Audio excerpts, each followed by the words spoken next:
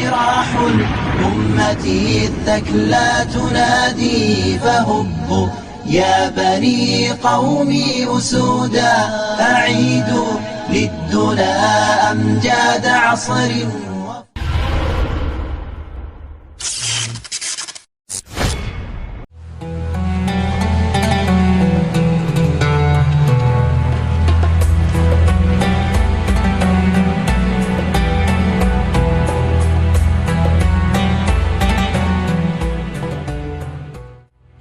Assalamualaikum warahmatullahi wabarakatuh. Rasulullah Shallallahu Alaihi Wasallam dengan tingkah laku dan tutur katanya yang mulia, akhlak dan perangainya yang begitu sempurna, serta paras tubuhnya yang begitu indah, tentulah menjadi suami idaman bagi setiap wanita yang mengenalnya. Namun siapa sangka kisah cinta Rasulullah Shallallahu Alaihi Wasallam tidak selalu berjalan mulus. Perempuan-perempuan ini justru pernah menolak lamaran Rasulullah Shallallahu Alaihi Wasallam. Siapakah mereka? Mari kita simak penjelasannya. 1. Ummu Hani binti Abu Thalib. Dalam kitab An-Nisa Haula ar-Rasulullah, nama sebenarnya adalah Fakita binti Abi Thalib. Ibunya bernama Fatimah binti Asad. Ibnu Abbas suatu hari pernah berkata bahwa di zaman jahiliyah Rasulullah Shallallahu Alaihi Wasallam pernah mengajukan lamaran kepada Abu Thalib untuk meminang putrinya, yakni Ummu Hani. Pada saat bersamaan, Hubairah bin Abu Wahab juga datang melamar putri cantiknya. Abu Thalib kebingungan, keduanya sama-sama baik di hadapannya. Yang satu merupakan keponakan tercintanya yang sudah tidak diragukan lagi perangainya, sedangkan satunya merupakan seorang kerabat jauh yang cukup terpandang di daerahnya. Dengan penuh pertimbangan, akhirnya Abu Thalib menerima pinangan Hubairah bin Wahab untuk putri tercintanya. Suatu hari, Rasulullah Shallallahu Alaihi Wasallam pernah bertanya mengenai alasan penolakan Abu Thalib kepadanya. Abu Thalib menjawab hal itu untuk menjaga hubungan baik kedua kabilah sebagaimana tradisi yang diajarkan para leluhurnya. Wahai Muhammad, putriku telah kuserahkan kepada kabilah Maksum, sebagaimana kabilah itu menikahkan putrinya dengan kabilah kita, yakni orang tuamu, Abdullah dan Aminah. Ketika Islam datang, Ummu Hani termasuk perempuan di garda terdepan membela agama Allah.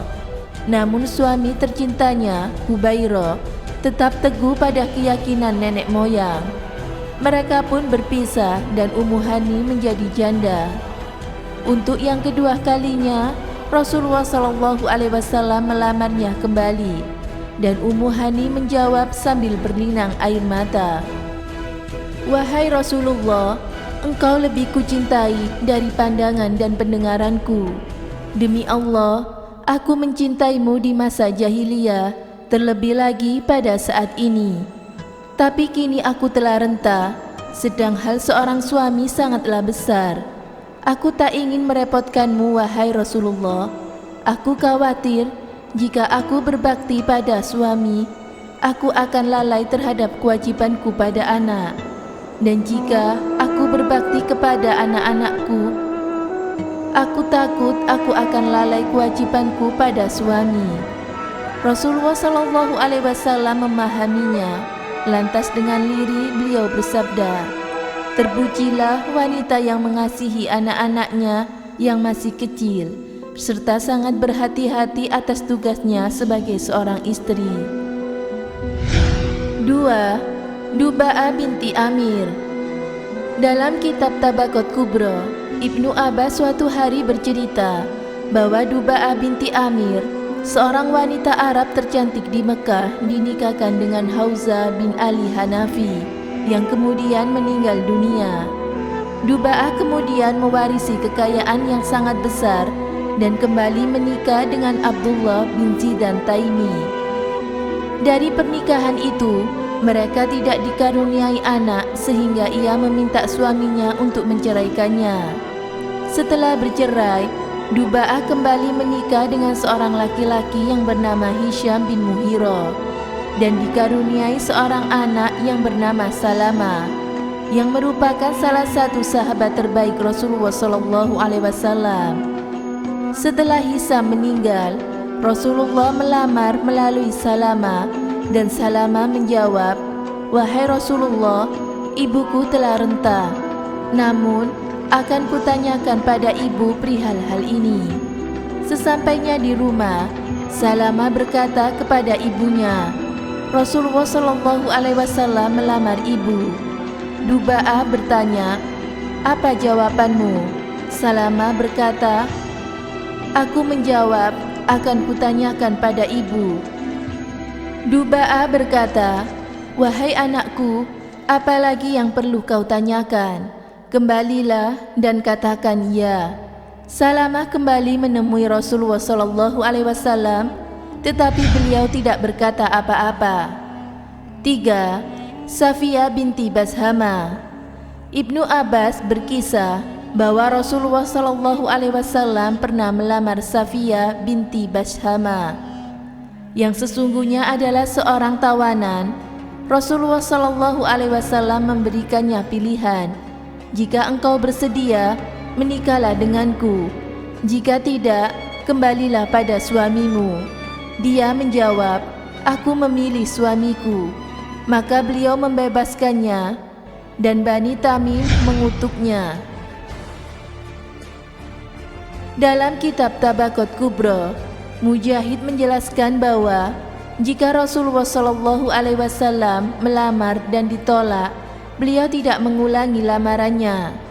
Jika dia melamar seseorang dan perempuan itu berkata, "Akan kutanyakan pada ayahku dahulu," dan dia menemui ayahnya yang kemudian memberinya izin, lalu perempuan tersebut menemui Rasulullah SAW untuk mengabarinya, maka Rasulullah SAW berkata, "Kami telah mengadakan perjanjian dengan orang lain."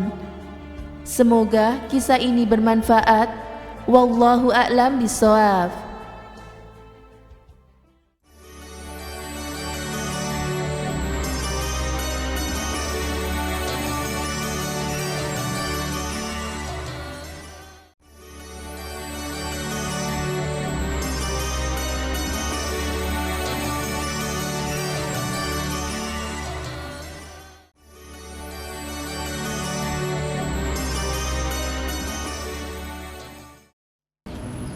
Assalamualaikum warahmatullahi wabarakatuh.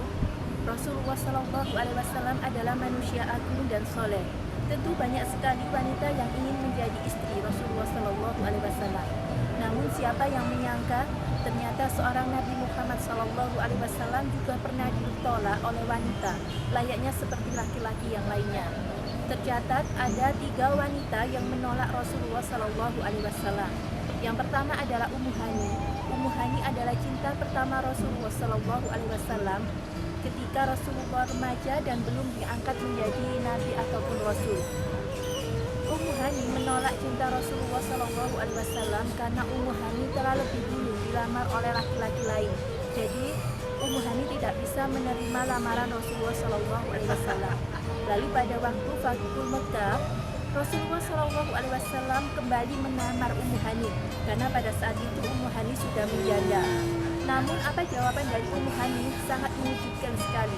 Ternyata Ummu Hani menolak kembali lamaran Rasulullah SAW untuk kedua kalinya, dengan alasan karena Ummu Hani sudah terlalu tua dan memiliki anak yang banyak sekali, sehingga Ummu Hani takut kalau nantinya akan mengganggu dakwah Rasulullah SAW di kemudian hari. Lalu yang kedua adalah Duba'ah binti Amir. Dia adalah seorang wanita yang sudah tua dan sudah menjanda. Lalu yang ketiga adalah Safiyah binti Bashama. Dia adalah seorang tawanan perang. Itulah 3 wanita yang menolak cinta Rasulullah SAW. Semoga bermanfaat. Saya akhiri. Wassalamualaikum warahmatullahi wabarakatuh.